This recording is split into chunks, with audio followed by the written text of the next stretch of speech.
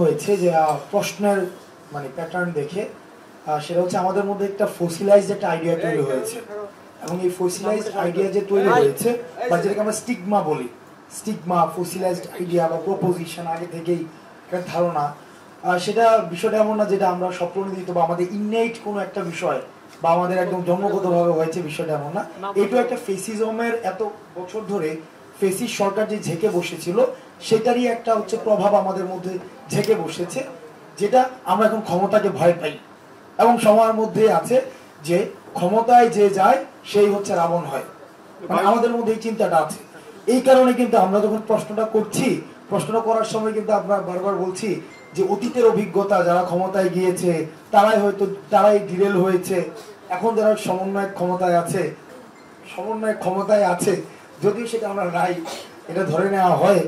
তো সেক্ষেত্রে আমরা একটা কথা বলবো, আমাদের যদি এভাবে নিহিলিস্টিক হই, মানে সবকিছুকে আমরা যদি এভাবে রিজেক্ট করি, আমাদের এই সংকট উত্তরণ করে, আমার বর্তমানে একজন মানসিক স্বাস্থ্যের কথা বলবো, আমি মনে করি কোথাও না কোথাও আমাদেরকে এটা বিশ্বাস স্থাপন করতে হবে।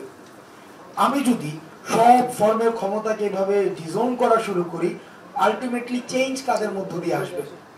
আমার তো কোনো একটা ক্ষমতাকে আমার নির্ভর করতেই হবে, সামহাওয়ার তো আমাকে নোংর ফেলতেই হবে।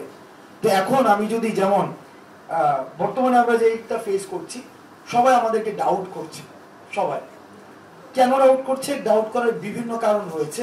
কারণ আমরা যে একটা ফর্মে রয়েছি, যে একটা ফরম্যাটে রয়েছি, এই ফর্মে বা এই ফরম্যাটে অতীতে যারা ছিল তারা এই সুযোগটাকে ব্যবহার করে তারা বিভিন্নভাবে এটাকে ক্যাশ করার চেষ্টা করেছে বা ক্যাশ করেছে। এখন মানুষের একটা অনাস্থা তৈরি হয়েছে, তারা কেন আমাকে বিশ্বাস করবে, আমাদেরকে কেন বিশ্বাস করবে?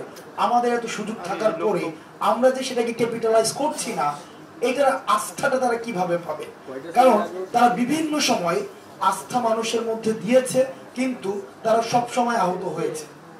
47-এ হয়েছে, 71-এ হয়েছে, 90 পরবর্তীতে হয়েছে, এখন 24 পরবর্তীতে আস্থা মানুষ আমাদের মধ্যে ইনভেস্ট করতে ভয় পাচ্ছে।